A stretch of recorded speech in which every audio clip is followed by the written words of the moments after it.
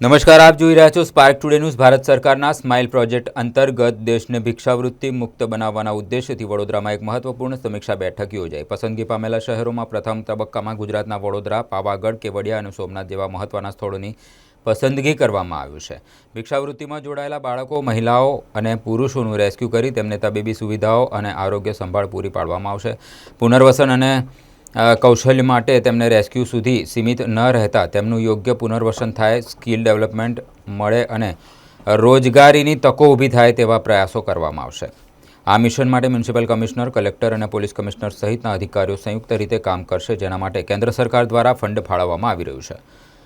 Shelter home જેવી વ્યવસ્થા કરવામાં આવશે. વડોદરામાં હાલ 9 જેટલા શેલ્ટર હોમ ચાલુ છે, જ્યાં આ લોકોને આશ્રય આપીને સન્માનજનક જીવન જીવવા તરફ વાળવામાં આવશે. બરોડામાં બેઠક કરી એ જે ભારત સરકારનો એક બહુ અગત્યનો કાર્યક્રમ છે, સ્માઇલ બેગરી કરીને, કે જેમાં ભિક્ષાવૃત્તિ મુક્ત ભારત એ એનો મુખ્ય ઉદ્દેશ્ય છે. તો એમાં જે ગુજરાતના જે શહેરોનું ચયન થયું છે એમાં બરોડા ફેઝ 1માં એની પસંદગી થયેલી અને બરોડામાં સારું કામ થયું છે. અને બાકી પણ જે 4 બીજા શહેર છે જેમાં પાવાગઢ આવે છે, કેવડિયા કોલોની આવે છે અને સોમનાથ, ત્યાં પણ સારું કામ થયું છે. તો આજે આ ખાસ 4 શહેરોનો રિવ્યૂ રાખેલો કે એમને ફેઝ 1માં પસંદગી થઈ હતી અને જો કોઈ કામગીરી બાકી હોય તો એ કામગીરી બને એટલું ઝડપથી આપણે પૂર્ણ કરી શકીએ, એના માટેની આ બેઠક હતી.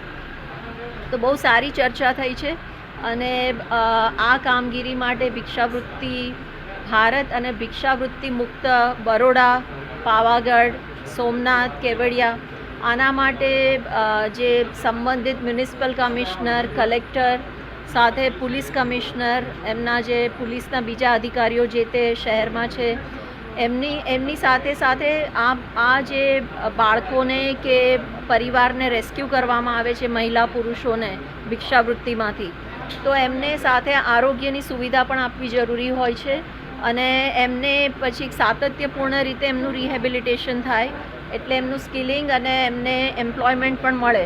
આવા બધા જ પ્રયત્નો મળીને કરવા માટે આજે બહુ વિગતથી ચર્ચા થઈ અને ઘણા પ્રયત્નો બધાએ શરૂ પણ કરી દીધા છે. તો સારી રીતે એ પ્રયત્નો સફળ કેવી રીતે થાય એના માટે અમે માર્ગદર્શન આપ્યું અને એના માટે કેન્દ્ર સરકાર દ્વારા ફંડ પણ આપવામાં આવે છે. તો આ બધી બહુ જ વિગતમાં આની ચર્ચા થઈ છે. બરોડામાં લગભગ 9 જેટલા શેલ્ટર હોમ ચાલી રહ્યા છે. અમે એની મુલાકાતે પણ જવાના છીએ. તો આના માટે એડિશનલ સેક્રેટરી મોના ખંદાર મેડમ આવ્યા છે મિનિસ્ટ્રી ઓફ સોશિયલ જસ્ટિસમાંથી. આ બેગર ફ્રી સિટી બનાવવા માટેનું જે પ્રયત્નમાં વડોદરાને ટોપ 25 સિટીઝમાં વડોદરાનું પણ નામ છે. આ સિવાય ગુજરાતના 2-3 શહેરોની પણ યાદી છે. એટલે આજે બેગર ફ્રી સિટી બનાવવા માટે જે પણ પગલાઓ લેવું જોઈએ એ બાબતમાં કોર્પોરેશન, પોલીસ કમિશનર અને કલેક્ટર જોડે સંયુક્ત મિટિંગ કરી છે.